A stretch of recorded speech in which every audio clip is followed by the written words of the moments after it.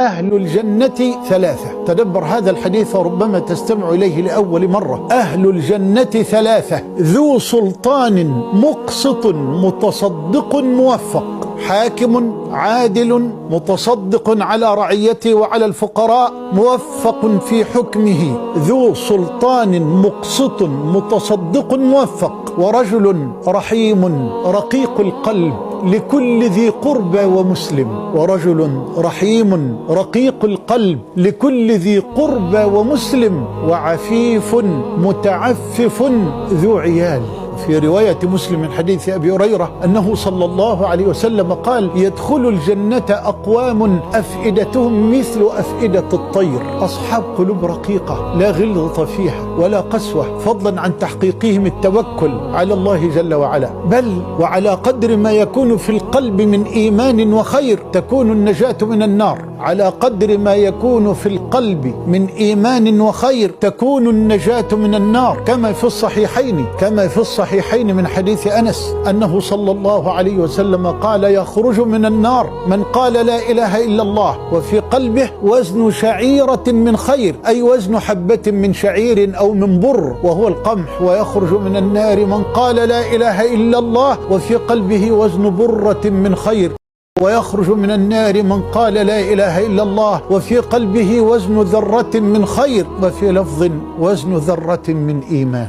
في رواية معاذ بن جبل في الصحيحين: ما من أحد يشهد أن لا إله إلا الله وأن محمد رسول الله صدقا من قلبه إلا حرمه الله على النار. وبصدق القلب وإخلاصه يبلغ العبد المنازل العلى، بل ويحصل الأجور العظيمة الجليلة. ففي صحيح مسلم من حديث سهل بن حنيف رضي الله عنه أن النبي صلى الله عليه وسلم قال: من سأل الله الشهادة بصدق، انظر إلى عمل القلب، من سأل الله الشهادة بصدق بلغه الله منازل الشهداء وإن مات على فراشه. وفي الصحيحين من حديث جابر وأنس أن النبي صلى الله عليه وسلم قال لأصحابه في غزوة تبوك: إن بالمدينة أقواما، بالمدينة النبوية وهم في تبوك في هذه الحرارة المحرقة، إن بالمدينة أقواما ما سرتم مسيرا ولا قطعتم وادية إلا وكانوا معكم شاركوكم الأجر. قالوا: وهم بالمدينة يا رسول الله؟ قال: وهم بالمدينة حبسهم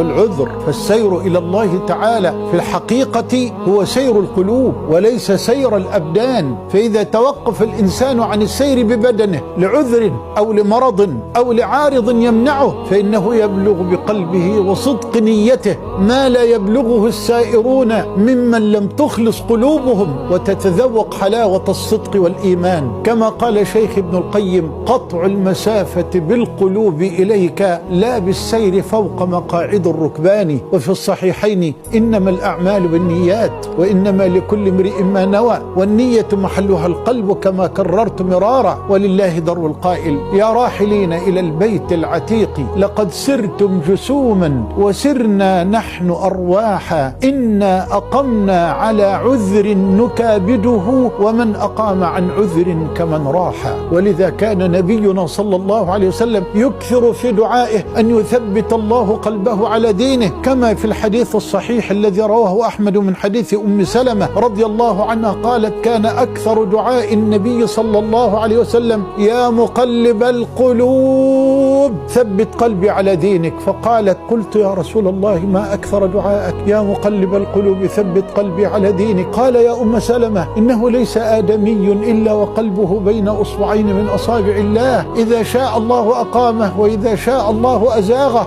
ربنا لا تزغ قلوبنا بعد إذ هديتنا وهب لنا من لدنك رحمة إنك أنت الوهاب. وفي الحديث الصحيح الذي رواه أحمد والترمذي من حديث أنس كان رسول الله صلى الله عليه وسلم يكثر أن يقول: يا مقلب القلوب ثبت قلبي على دينك، يا مقلب القلوب ثبت قلبي على دينك. فقلت: أي أنس يا رسول الله، آمنا بك وبما جئت به، فهل تخاف علينا؟ قال: نعم.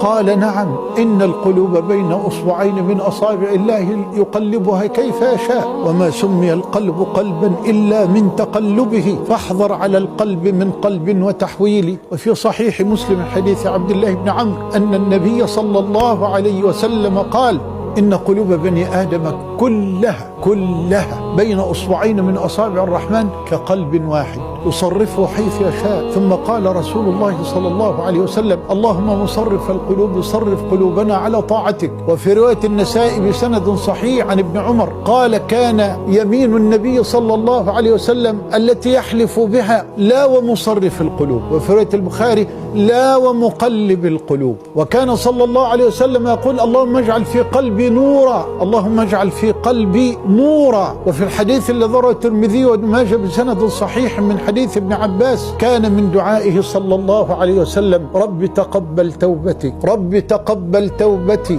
واغسل حوبتي، واجب دعوتي، وثبت حجتي، واهد قلبي، وسدد لساني، واسلل سخيمة